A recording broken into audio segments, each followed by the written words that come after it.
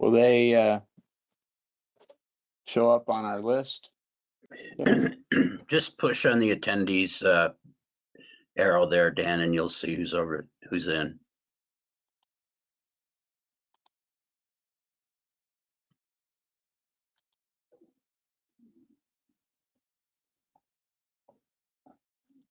We have about 80 folks right now, Dan.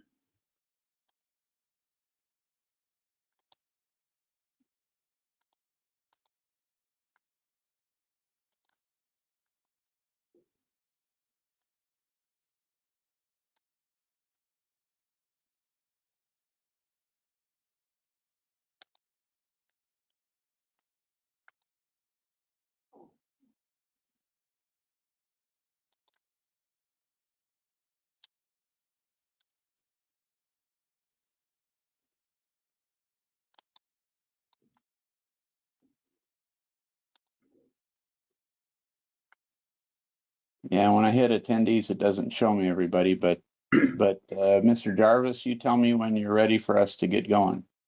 Okay. We still have folks attending, Dan, Yep. right at the moment. We got about 92. It keeps going up. It's 1:01. So I think we will get started. Welcome everybody to the second in a series of webinars that ALL LLC is going to provide. Today's topic is going to be Class 2 mechanical integrity. And so if you have questions, just type them in the questions box and I'll kind of monitor them. And then when we have a break, I'll read them off to Dan. Go ahead, Dan. I think we can start. Great. Well, thank you everybody for showing up. This is, the second in our webinar series, and this one is on Class 2 mechanical integrity. I will say that we're going to cover a number of issues. So for the amount of time we have, I'll ask everybody to be patient, because there's a lot of different things going on. And the other thing is that what I'm going to try to do is I'll post this slide deck to my LinkedIn profile tomorrow. GWPC is going to put it on their website, so it'll be accessible for anybody and everybody to go ahead and look at after the fact.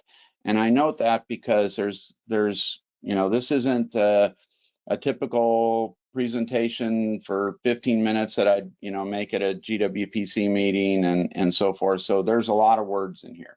So I'm not going to read off all of that. So I'm encouraging all of you to go check this out afterwards. I'll also say that from LinkedIn is that if you are not connected to me, please find me on LinkedIn and please connect. I'm trying to grow my LinkedIn profile, so I would love it if you guys would go ahead and connect with me. And again, Mr. Jarvis is going to go ahead and take questions from the chat and so forth, and we'll do that at the end. So with that, we'll try to get started. I'm going back to, I would say, as we look at this, a little bit of a historical perspective. So you have to understand, and I hope you do, that I used to work for EPA in the 1980s when we had the National Mechanical Integrity Test Work Group, and we were building wells at the Robert S. Kerr Environmental Research Laboratory to test different well integrity testing methods. And there was a lot going on. We had a number of people from the different regions, a lot of guys from states, unfortunately, some of which that are no longer with us. But what I'm going to try to do here is kind of go back in time. The thing that I'm not doing, I'm going to try to show you the basis for a lot of these tests. But as all of these testing methods and logging methods and so forth have evolved, there's a lot of new tests. So, and new logs and new methods and so forth. So what I'm going to try to do is give you that basis so that you can see and utilize that as we go forward. So with that said, let's go. So one, defining mechanical integrity, and I'm just going to say that this can be a challenge. So when we first started in the early 80s working on this, and we were working on all sorts of different testing methods for class 1 wells, class 2 wells, class 3 wells, class 5 wells. But class 2 was certainly, a major focus. We looked at, fluid levels and wells that didn't even have casing, and annular disposal wells in places like Ohio and Louisiana and so forth. So there's a lot of things we're going to cover here, those basic things. And I'm showing this picture to the right because this is kind of a Groundwater Protection Council thing. I'm also the guy that got the risk-based data management system started, and it has certainly excelled. But part of what we initially did in there was include a risk-based process where you could assess the risk of injection wells, and it was predominantly and primarily focused on the class 2 UIC program. And it was really looking at mechanical integrity. And I will say that as we were developing guidance and rules and so forth, we were looking at multiple barriers of protection. And the picture to the right here is an example, and certainly all wells aren't like this to where you have every casing string cemented. But my point here is, and I've come to discussions with people, including in the courtroom, about this, but a barrier of protection might be a casing, it might be that cemented interval and another casing. So in this example, we have multiple barriers of protection.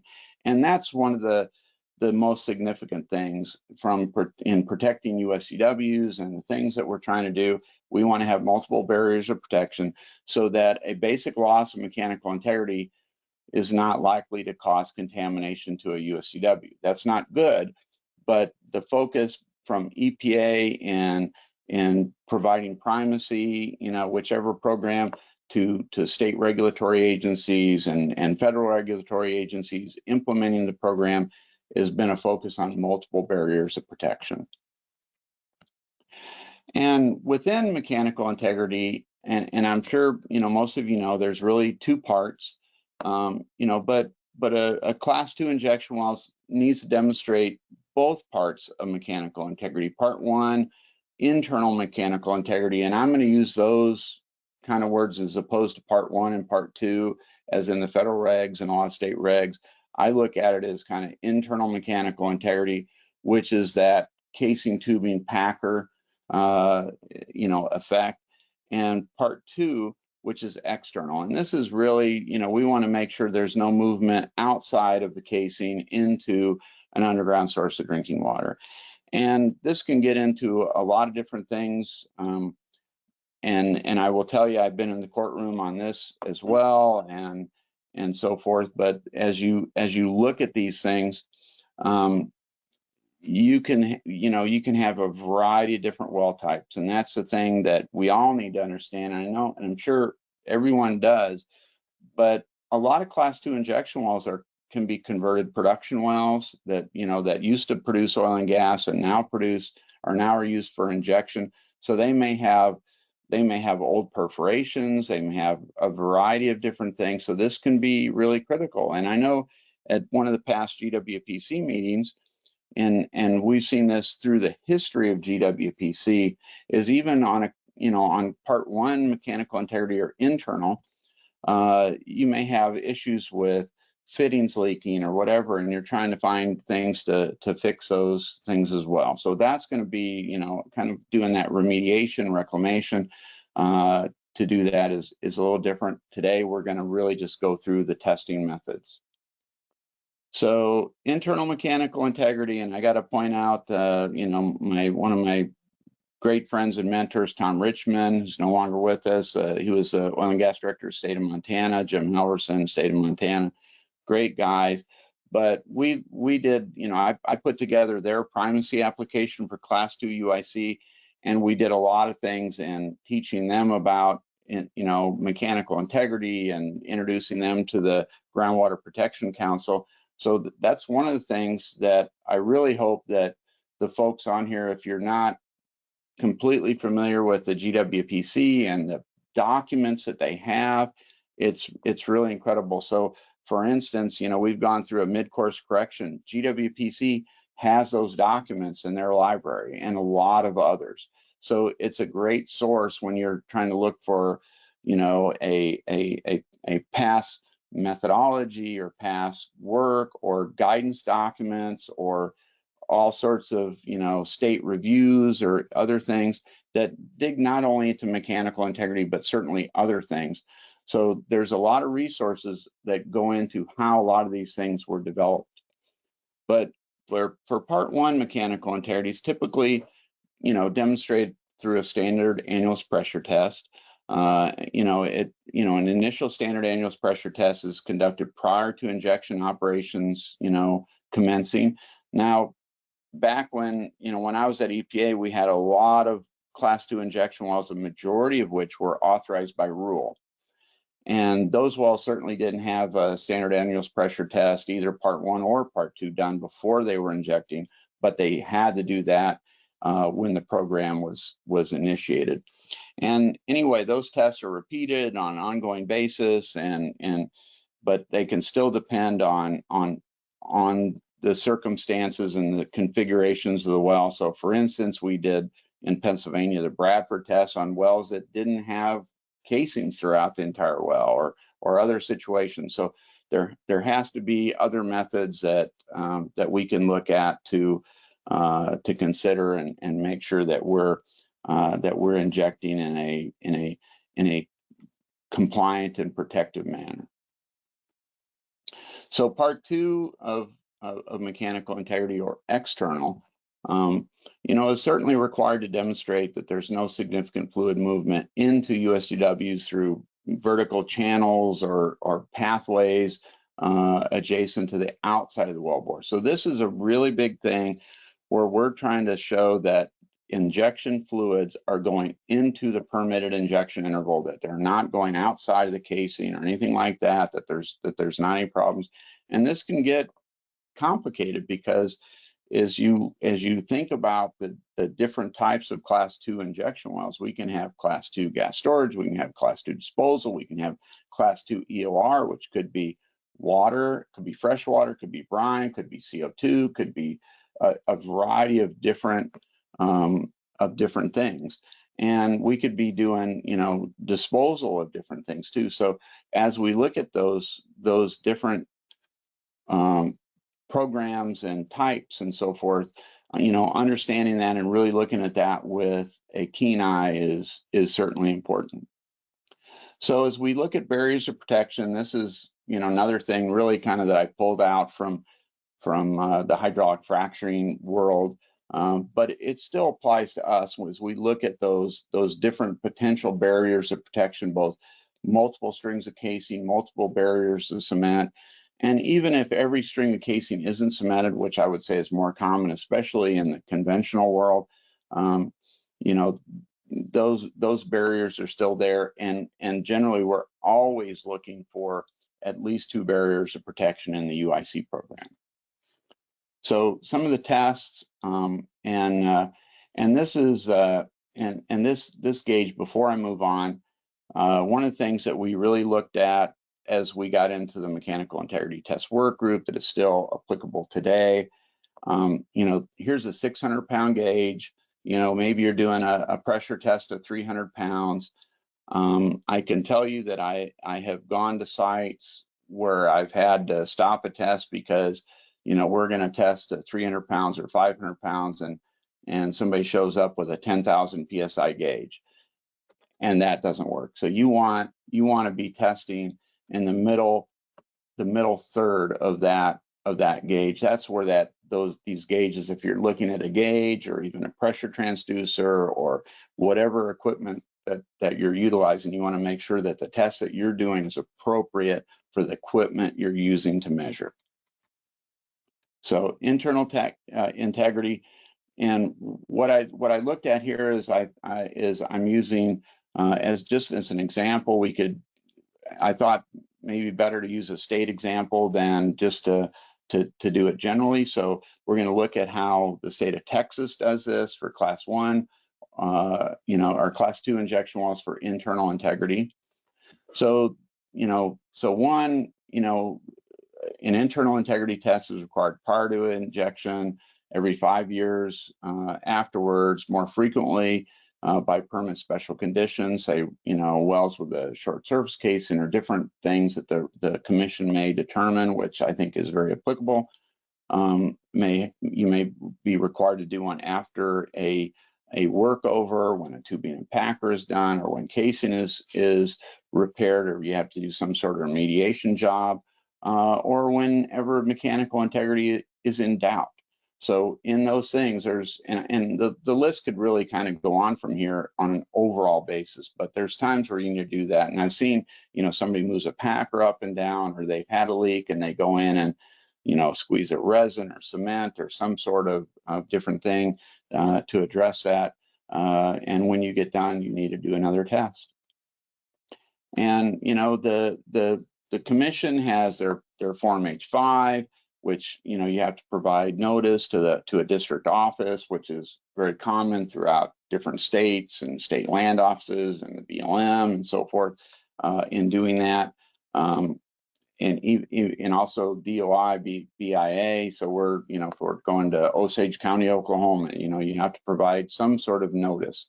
It's got to be filled out. You have a form that has to be filled out and recorded with some sort of chart or graph or whatever within that.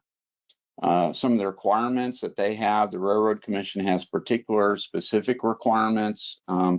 These can vary a little bit, around the country. So New Mexico relatively recently has come out with, particular requirements that they want to see for, a standard annual pressure test. But, this can, it can vary relatively widely, but I would say a lot of them out there are geared towards, just, looking at gauges or charts. I know that, back in my EPA days, we had a field inspector that would come and watch a gauge and write that stuff down and look at it in that manner.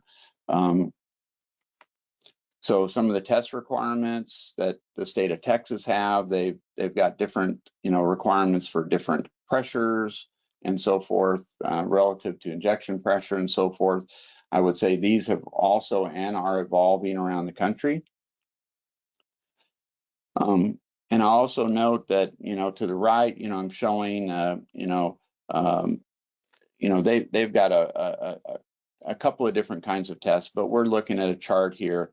I will say that, it's 2025.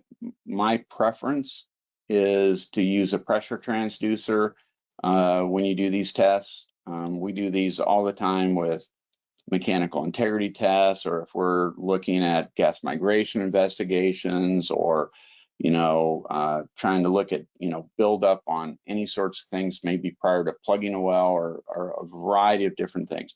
But you still have your charts. These analog charts kind of remind me of what I'll describe to you. So some of the first cement bond logs that I witnessed while at EPA, we're still using analog cement bond logs.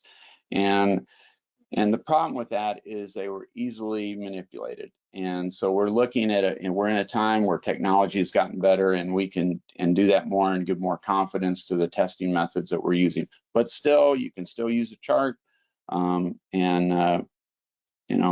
So you just have to be careful that the same with the charts, that you're within the applicable usage and accuracy of those charts. There we go. So within some of these, you can also get anomalies that may have, may require a retest. I'll say one of the things that I've seen oftentimes with internal integrity tests, when you're doing that standard annulus pressure test, what I like to do with these, is I would prefer to do these with a pressure transducer, also to have a surface temperature recorder and barometric pressure. So what I've seen multiple times is, people go to do a mechanical integrity test, this SAPT. They'll fill the annulus up with fluid. It'll be a different temperature, and it takes a while to for everything to just kind of get calm and temperatures to stabilize.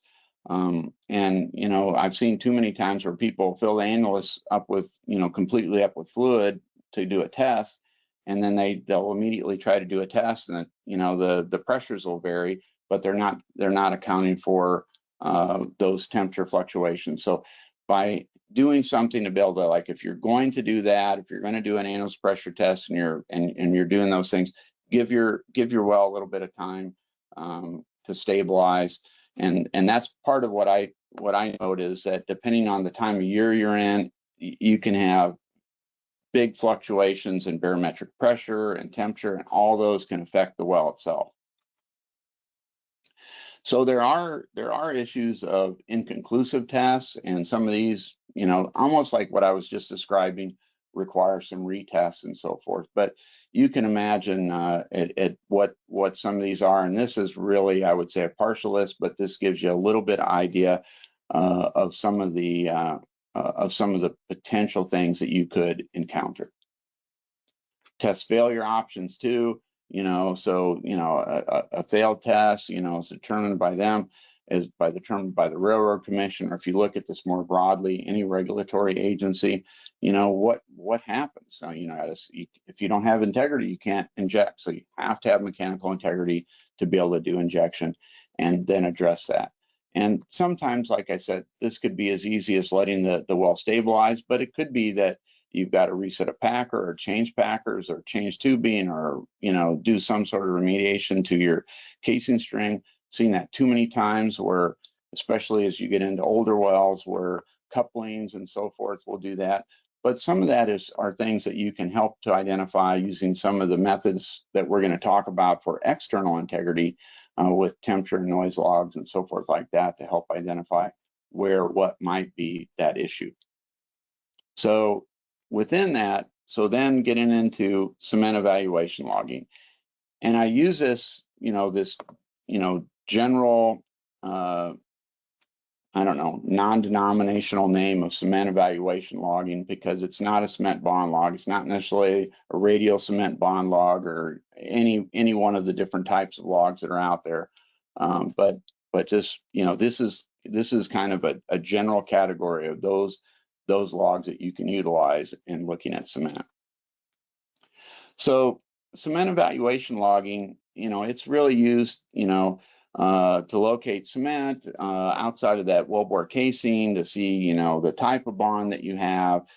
If you're looking, depending on the type of well, some state regulatory agencies and federal and et cetera, may have requirements that you have to have at least, X amount of good bond cement in your annulus. But cement evaluation logs do not provide a measure of fluid, either water or gas, that that is out there that may be moving, but it'll give you an idea of what that bond is, and if you got collars ringing and just no cement or whatever. But it can account for a number of wellbore conditions that really have to be considered as you go forward, and we'll talk a little bit about some of those. So some of the types that are out there, acoustic cement bond logs. I particularly like the radial cement bond log, but there's a number of them out there. And I'll say, as time has gone on, the number and types of logs used for cement evaluation has multiplied. But keep in mind that those logs are really cool, But what they're doing is they're taking a lot of this same data and then putting it through maybe AI or some sort of analysis or whatever to take that data and try to do the analysis for you. So I'm kind of old school. I like seeing those logs are great, but I like seeing the raw data too, so that I can get a really good idea based on my experience of what's happening. So assessing, casing and cement, prior to considering logging, understanding cement methods is critical. Insights regarding hole preparations, procedures, additives, and all those different things, because they can have an influence. So, did you have centralizers on there? Did they use a lightweight cement? Was the cement a 12-pound cement or a 15.6-pound cement? And how deep was the well? And did they clear the well out before they cemented? So really, there's a lot that goes into evaluating these wells and the cement bond logs that go in there. And these are just some examples, and you all have probably seen these maybe a million times. I think I've presented some of this stuff at GWPC workshops. Oh, I don't even know how many times, but we've had multiple mechanical integrity tests, workshopped during GWPC meetings over the year. But I like this, the bottom left of showing kind of collars ringing, and just a good sign of no cement. The other thing that I would say that we will typically do is, especially when you're looking at gas and you're concerned about a microannulus and you're looking at that gas migration, and look, if you're doing an enhanced recovery project, maybe supercritical CO2, or maybe you're doing gas injection for reservoir pressurization or something, you need to be considerate of gas. So what I'll typically do in those cases, we'll run two bond logs, one at zero pressure, one at a higher pressure. Typically, I'll use 1500 psi, but what you can do is you could see a microannulus in that. Now, a microannulus, I think what's important here is most typically water is the molecule is too large for water to flow through or a liquid to flow through that microannulus, but a gas certainly can, especially something like methane. The sizes are much smaller, so you can get gas migration in some situations where you might not get liquid migration. And that also comes into play in consideration. So if you have a disposal well, let's say, or enhanced recovery well that is intersecting, say, other gas production zones or something like that, you want to be cautious and aware of looking at that from the gas side of things too, not just from the injected liquids, if that's what you're injecting. The top of cement is also, I would say, a controversy in the oil and gas industry, injection well industry, however you want to look at that. And this goes for just about any industry, but we can be terrible because we don't necessarily have specific definitions of specific things. That's why I tell people in the fracking industry, well, what's flowback? And you get 15 different answers of what flowback is or what is fresh water. And it's the same thing with the top of cement. So we look at that where you may have cement,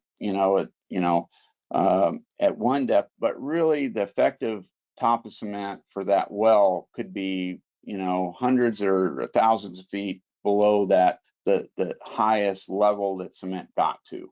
So I look at that top of cement of where you're actually seeing isolation and so forth. So that's something to think about as you evaluate these logs. Log impacts from the type of cement. So sometimes you can get some of the lighter weight cements, or if you've got cements that are, say custom, or they're there for a particular reason or whatever, they may have a good bond, but not show as well of a bond as you might with, say, a heavier cement, because you got to remember these are acoustic logs in general, and they don't always, you know, they're generally set for one particular thing. So understanding that and taking that into account as you're looking at this, the type of cement, the blends, the additives, and all that is important in that cement evaluation. So log calibration challenges, a lot of the logs, and this is certainly evolving, but they'll calibrate in free pipe. But if you don't have free pipe, then you've really got to look at that. And I would say generally when you don't have good calibration, the logs can show I would say a poor quality or misrepresent the quality than what you truly have. So I would just say if you're on site, you know, looking at a bond log, really pay attention to and talk to the logging engineer about calibration. So prior well activities are also another kind of crucial thing with this, in that, you know, if you've had workovers or squeeze work or, you know, any sort of different things, those can give you different instances and impacts on the log. So just be aware. Okay, so temperature and noise logs, these are a couple of my favorites, just because we run them so many times, and they can be rather significant. So temperature noise logs are typically run in association, you know, with cement evaluation logging. It's likely, you know, this is where you're looking at you know, is there flow, is there movement, and so forth. But it can give you some ideas on the general source of and location of, say, an integrity failure. We'll use this on gas storage wells, on class 1 wells, all sorts of different types of wells. But these guys, we use them a lot and have used them a lot on gas migration investigations. But the combination of looking at some type of cement evaluation log and something like a noise and temperature log, and they've certainly got better, and there's lots of different logs out there. But you know, I like seeing some of this, you know, specifically. There's lots of stuff out there. Temperature logging has been around forever. People are using that to identify, say, the top of cement and other things of this. There's a number of different manuals and methodologies and guidance documents on this. So I just pulled one from, you know, the state of Kentucky. So temperature log interpretation, these are some very generalized interpretations. This is from a document that I did for the Solution Mining Research Institute back in the early 90s, I think. But it really shows where you can assess well integrity, external well integrity behind pipe at whatever depths using these tools. Noise logging, very similar. It was first developed in the 50s by ARCO. Then Dr. McKinley, he was an Exxon research engineer who I worked with, and as did the EPA Mechanical Integrity Test Work Group on both temperature and noise logging. But McKinley did a lot of work on this. I happen to have one of his first books on well integrity that he presented at the Kerr Research Lab, and it was handwritten. EPA has since gone back and recreated that in a typed version. So I've got a 6-inch notebook, but the overall final manual was, you know, a 1/2 inch thick or something like that. But these are really good. Noise logging is great. We're doing things now with noise logging where we're using fiber for both noise and temperature logging that can really be I would say great on not only well integrity, but also doing things like step rate test evaluation and understanding when you're hitting fracture pressure. But the thing is with noise logging is you can look and distinguish between not only flow, but single phase flow, dual phase flow, which can be a big deal. So, you know, straight gas and noise logging. So that's one thing, again, depending on the type of injection you're utilizing, depending on where the well is and what's happening, you know, through that well bore, above, below, whatever. Looking at gas can be an issue. It's not always an issue, but it certainly is. McKinley documented a lot of that in his publications and so forth. So there's some really great stuff, and I've got all of his things if anybody would like to access to those. But they're also, I believe, at least most of them are in the GWPC library. Hey, Dan. Yes, sir. I got a couple questions here. I think this would be a good place to ask. I don't quite understand this one, but it says, has there been any new subset of wells added to Class 2 gas storage wells after the Aliso Canyon blowout? So I got to work Aliso Canyon and so forth, but what you can do, and I would say that one of the things that is certainly present now is the whole idea of climate change and so forth has certainly become a really big deal, and so Class 2 wells take Class 2 waste, so it has to be, you know, produced in association with, you know, oil and gas production. And so you have Class 6 wells for CO2 sequestration, supercritical CO2, but you can also have Class 2 disposal wells that inject CO2 that has been produced in association with oil and gas. So I don't know that that's necessarily a different type, but it's certainly a little different than has been historical use. So that, you know, some of that is continuing to evolve, but you still can have Class 2 storage wells even since, pardon me, Aliso Canyon. I will say that on the Aliso Canyon well, you know, we're in the middle of talking about, you know, noise and temperature logs.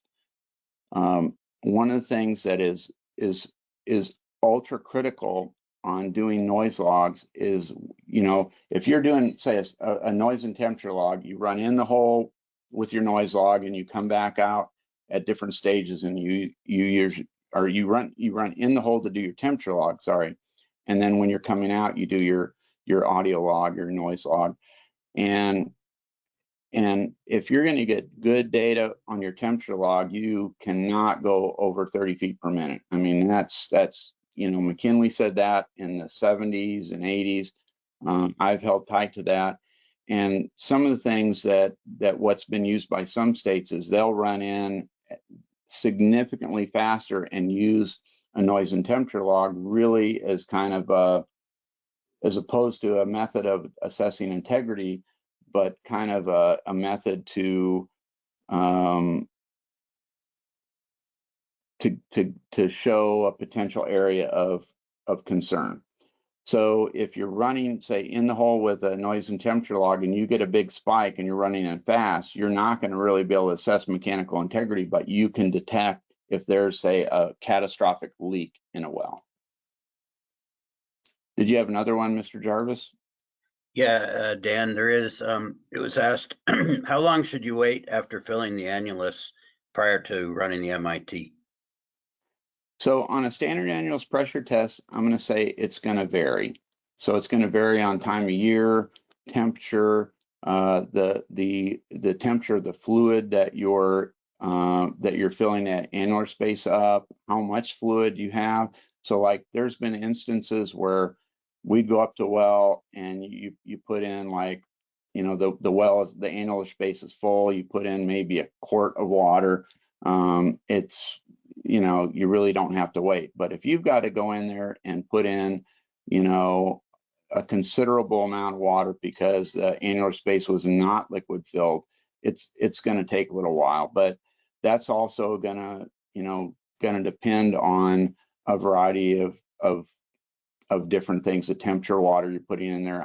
I'll tell you that one thing that I learned, this was a long time ago, a few decades ago, we took fresh water and put it in the annular space that was cold, and we had to hang in there for like a day for things to stabilize.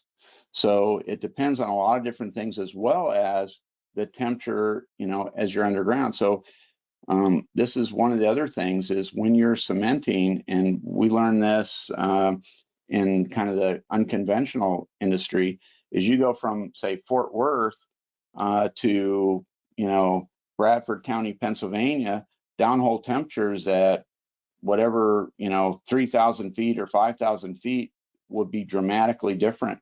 And if you don't adjust your cement blends differently to adjust for those temperatures, you're not going to get the cure of the cement that you want. So the temperature, all those little details can have just a significant impact on a variety of different things. So thanks, Dan. That's it for now. So okay. just go ahead and continue. So in the noise audio logging, we've got different frequencies and so forth, and it's important to understand what those are. I'm not going to read through this here, but I will give you an example here coming up shortly, that where you can look at, depending on the frequencies and what they look at, and how you can do things to be able to do things like, say, test single phase or dual phase flow and so forth. So right here. So when you look at that noise distribution, depending on how that distribution occurs, when you look at the noise log, you can tell, am I dealing with, gas and water, or just gas, or just water, so you have to look at that, and that can tell you a lot. So there's a number of different things that I think people maybe take for granted or don't fully recognize of what they can get when they're looking at these logs. So, and it's the same thing. So now if you look at this on the distribution of, a single phase leak versus, to the right, a two-phase leak, they can, the log distribution of those frequencies can be very different and very telling in what you're looking at.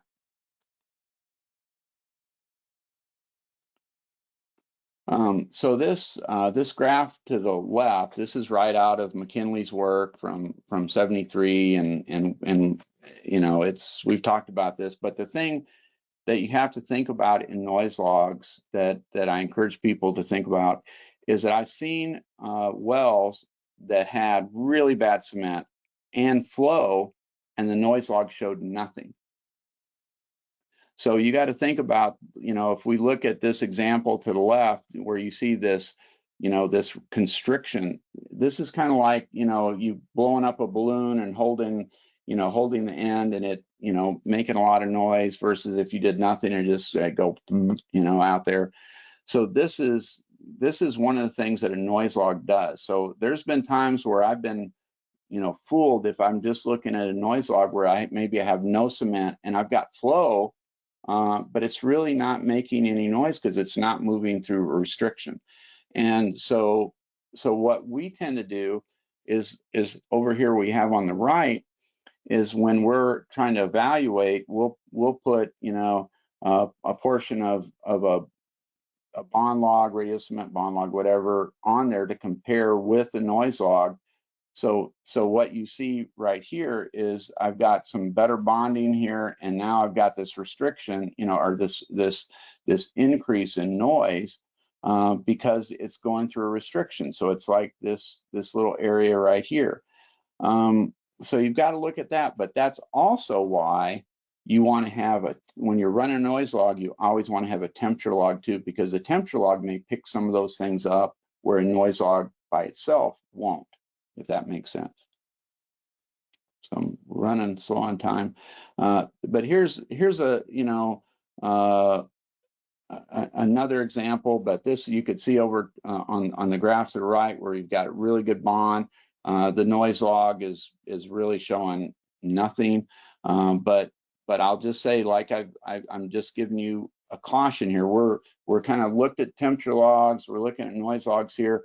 Really, if you're going to do these, you need to have, you know, and we always do this, you do a temperature and audio log, and ideally you have your some sort of cement evaluation log as well. So some of the QC for TNA logging, you know, you've got to have kind of a consistent, standardized process, and, you know, not exceeding, you know, 30 feet per minute on your temperature log. You know, you have your production tubing removed or your injection tubing removed. You know, make sure your annulus is filled with fluid. So we've had to evaluate some of these before when, you know, the fluid level in the well is down at, you know, 2,000 feet. And when you're running, you know, a temperature or a noise log, that's going to drastically negatively impact the results. So, you know, that if you got to put a bridge plug in there or something and then get that filled, allow it to set and stabilize for 12 to 24 hours. We typically will say 18 hours, but you need to have stabilization for temperature and just all the different things. So the casings and everything are just, you know, everything is stable. That's when you want to run your log. So there's a number of things to be looking at. I've named some of them here, but, you know, I would just say, you know, talk to somebody as you're running these to make sure that you know this. And I'll just say, I've evaluated a lot of logs, and oftentimes I see them that are not run in a manner where you can actually make good determinations in your evaluation. So next, radioactive tracer logs. So these have been we've run the heck out of these, and so has everyone. But radioactive tracers they're really, you know, they're a good test to be able to show that you have a seal at the base of your casing. We've actually done one when I was doing a lot of work in Florida, where we went ahead and worked with EPA and the National Mechanical Integrity Test Work Group and got an internal radioactive tracer survey testing method done. So it'll do, you know, the internal integrity, but typically it's utilized in external integrity testing. And it's a good test for that, and assuring that your injection fluid is going into the permitted injection interval. And they can be, so I'm going to try to hurry up here, Mr. Jarvis, but they can be configured in a number of different ways. There's different logging companies have slightly different tools, but these are a really good test. And one of the things I like about them, you know, is that you're using radioactive iodine typically, but it has a short half-life, and you can very easily follow that thing down the well into the injection interval and see it disappear, and ideally not see it turn the corner and go back up around the base of the casing. And so this is just an example of, you know, of this, like A, B, you know, A, B, C, you know, these are different passes. So you release the iodine 131 and you're making passes through that, you know, that, and you could just see it go down and here into the injection zone, and you're demonstrating integrity. Now, what you don't want to see is see that going into the injection zone, and then all of a sudden it starts going back up. That'd be a problem. That'd be a lack of mechanical integrity, and that's one of the possibilities. And I've seen that happen. Oh, I've been doing this for about 40 years, maybe a dozen times. So generally, this isn't a thing that typically happens, but it can. So it's one of those things to be very cautious of. So some of those best, you know, kind of criticalities, you know, it's suited injection wells, single phase, not typically used on production wells. The tool can be, you know, modified to suit the specific use. The well should be stabilized, you know, a good bit prior to flow, because we want everything in all these tests, you want to stabilize well. And oftentimes that's one of the issues that I see is somebody shuts a well and say, let's go. And I'm going, no, you've got to let things stabilize or we're going to get odd results. So, and I'd also say we typically require caliper survey run so that we can do flow profiling. But, you know, if you're just looking at external integrity, it's not necessarily required. Last one I'm going to do today is just talk about the downhole video logging. So we've used these a lot. I'll say one of our director of geology, Tom Tomasik, loves these things, and I'll just say that sometimes I tell people as a petroleum engineer and you geologists out there too, but petroleum engineering is the only type of engineering where you never get to see what you built. If you're building a road or a bridge or a house or whatever, a water treatment plant, you get to see it. We have to use these logs and do things to assess that. Downhole video, you actually get to see. The problem that we get into is that to do the downhole videos, you really need fresh water. You need to be able to see, this visualization. So if you're in the class 1, network, say down in Florida, downhole videos are common, but it's fresh water. Probably the craziest thing that I've seen is in one of these 30-inch diameter, class 1 high injection wells. They had a guy that got fired, and we're running the video, and we see a pipe wrench down there on a ledge in the boulder zone that he dropped in there and caused a little trouble. But nonetheless, these things can be significant, especially when you're looking at remediation, or maybe you've got gas migration coming into your wellbore where you can visually see this. So these are actually a good option, but they can take more preparation than the other logs that are out there. And oftentimes, I will say that these are hard to justify, but depending on the issues that you're coming up with, they may be really helpful. So it's a tool in your tool bag. And just with that said, I'm done for today. This has got both my email and Tom Tomasik's email on it. If you want to get a hold of us in this webinar series, we've had the first one covering kind of the overall UIC program. This one on well integrity. The next one that we're going to do is going to be on step rate testing. So I know there's a lot of issues that we're dealing with, especially in areas like the Permian Basin in Oklahoma, where we're dealing with surges and are we exceeding fracture gradient and fracture pressure of a receiving zone. So we're going to talk about in the next one. Josh Tickner is going to help me. He's a petroleum engineer with ALL, and we've done a lot of step rate testing and analysis. There's a lot of guidance out there from EPA, from SBE, a number of different areas. So I would encourage you, if you know someone that could be interested in that, tune in to the next one. And with that, that's what I have. So I don't know, Mr. Jarvis, if there's any other questions. If not, I got done within an hour. Yeah, you did well, Dan. Yeah, I do have two more questions, if you can answer those. Can you speak to limitations of temperature and noise logging related to the movement rate, and if that is different for water and gas? So the flow rate can be on temperature and noise logs can vary based on a few different things.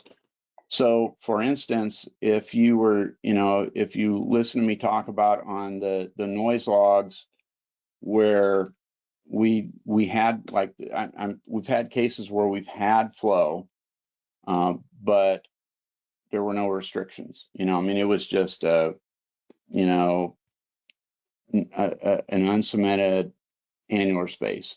And we didn't pick that up, but we picked it up. We didn't pick it up on the noise log, but we picked it up on the temperature log. So, and all those things are going to vary, because the things is that the noise log is looking for noise, you know, so if you've got restrictions and all that, you can pick up a very small flow rate.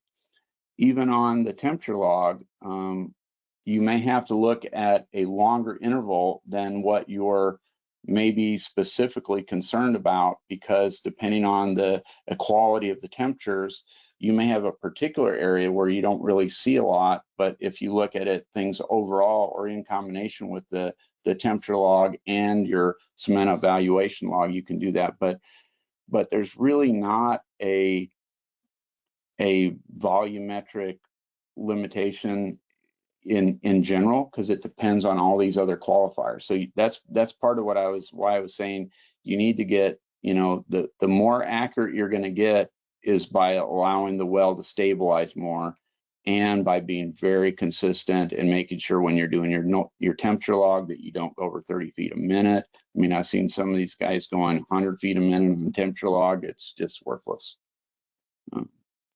So it's not an exact answer, but you know. Okay, thanks, Dan. The last question, when do you need to perform a water brine interface test? When? So some of that depends on the regulatory agency. So as far as a when, I'm not sure that I can answer that specifically. But what I will say is that as you're, you know, one of the things that I've seen that has been a problem causer is not accounting for the fluid that you have in the well, and then say filling a well for integrity testing with fresh water, but there's brine in there, and then it's got to all equal out and all that, and then trying to do a test, and things, you know, in what you're doing aren't working as you would. So again, I would say that's a planning thing, and to look at, you know, and to talk to the regulatory agency about the specifics of a win. So that's going to depend on, you know, are you injecting 400,000 milligram per liter TDS water, or, you know, 30,000? And are you injecting at, you know, 2,000 feet or 14,000 feet? You know, so I'm sorry I don't have a great answer for that one. It's a lot of these tests are very dependent on specific details. Thanks, Dan. We are 2 minutes left. I want to thank you for another great presentation. Look forward to the next one. I'd like to thank everybody for attending.